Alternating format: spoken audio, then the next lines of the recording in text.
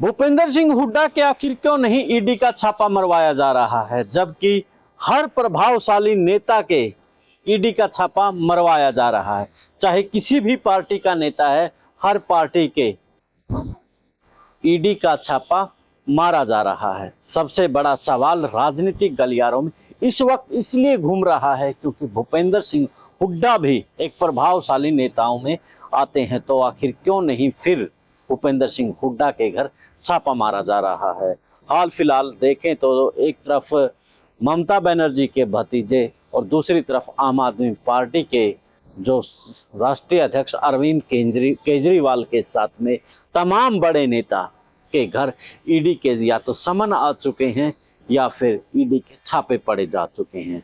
हरियाणा की बात करें तो हरियाणा के अंदर भी ईडी ने दस्तक दी है, लेकिन भूपेंद्र सिंह हुड्डा उससे हाल फिलहाल काफी दूर है। तो आखिरकार ईडी का छापा भूपेंद्र सिंह हुड्डा के क्यों नहीं पड़ रहा है, इस बारे में आप भी अपनी राय कमेंट्स बॉक्स में दीजिए और चैनल को फॉलो, शेयर और सब्सक्राइब भी कर लें और व्हाट्सएप ग्रुप में भी खबर को जरूर भेजें। सभी को नमस्कार, राम राम। मैं कुलदीप खंडेलवाल, दावी सुप्रीम न्यूज और हरियाणा न्यूज फ्लैश। भाजपा का 2024 में सबसे बड़ा हथियार इस वक्त ईडी नजर आ रहा है, क्योंकि ईडी के जरिए भाजपा 2024 की सत्ता वापस लेना चाहती है। हर उस प्रभावशाली नेता के घर पर ईडी ने दस्तक दे दी है, जिससे भाजपा को लगता है कि ये व्यक्ति भाजपा के इस सांसद और विधायक के लिए खतरा है। उसी खतरा को टालने के लिए ईडी के छापे और ईडी के सम्मन भेजे जा रही हैं।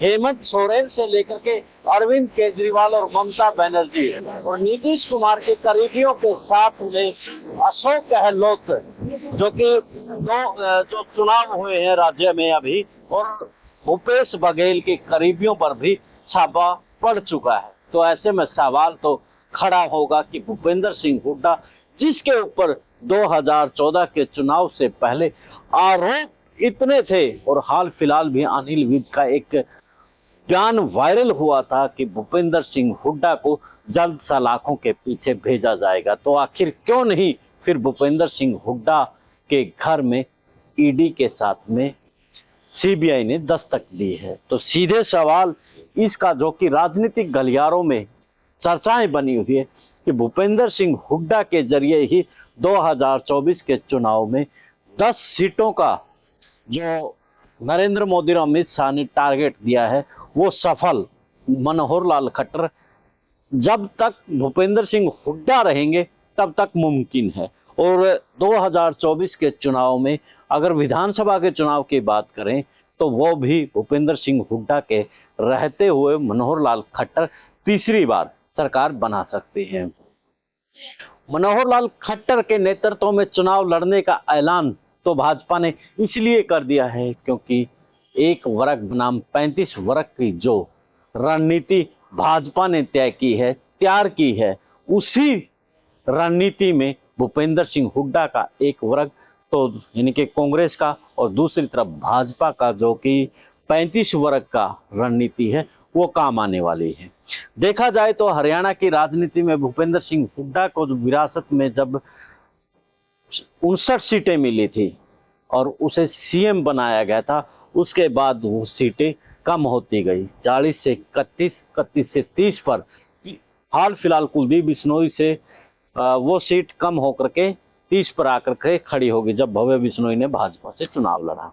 तो सीधे तौर पर समझा जा सकता है कि जो एक वर्ग बनाम 35 वर्ग का जो रणनीति भाजपा ने तैयार की है, उसमें सीधे तौर पर भाजपा को तभी फायदा मिल सकता है जब भूपेंद्र सिंह हुड्डा सामने होंगे, क्योंकि जिस वर्ग से भूपेंद्र सिंह हुड्डा आते हैं, जो चर्चाएं हैं मैं वो बता रहा हूं, वो वर्ग भूपेंद्र सिंह हुड्डा को लाइक करता है और वो चाहता है कि भूपेंद्र सिंह हुड्डा सीएम बने। तो 35 वर्ग मनोहर लाल खट्टर यानी कि वो गैर जाट को एक सीएम के रूप में देखना चाहता है। तो भाजपा के अलावा कोई भी, चाहे राजकुमार सैनी है या फिर तमाम बड़े वो हैं, तो वो अब कहीं ना कहीं पीछे जा रहे हैं और भाजपा आगे जा रही है, जबकि उस वर्ग में भूपेंद्र सिंह हुड्डा के अलावा और भी वर्ग के नेता सीएम की दौड़ में खड़े हो गए हैं। तो इसीलिए जो राजनीतिक गलियारों में चर्चा है कि भूपेंद्र सिंह हुड्डा को ईडी इसलिए समन नहीं दे रही है, तभी वो सीबीआई से दूर बचे हुए हैं। अगर भूपेंद्र सिंह हुड्डा को दबोच लेती है ईडी और सीबीआई, तो वो भाजपा के लिए ज्यादा खतरनाक होगा, कांग्रेस के लिए कम होगा, क्योंकि कांग्रेस अपनी चाल बदल देगी और उस चाल को बदलाना भाजपा नहीं चाहती है। भाजपा चाहती है कि इसी पैतरे पर हाल फिलहाल कांग्रेस खड़ी रहे। तो राजनीतिक गलियारों में जो बात घूमी है वो कहीं ना कहीं अब भाजपा को फायदा देने वाली है, क्योंकि भूपेंद्र सिंह हुड्डा ईडी के शिकंजे से इसलिए बचे हुए हैं क्योंकि भाजपा को उसका फायदा होने वाला है। तो आप भी इस मामले में अपनी राय कमेंट्स बॉक्स में रखें। जो वीडियो बनाया है इस मामले में आपका क्या कहना है।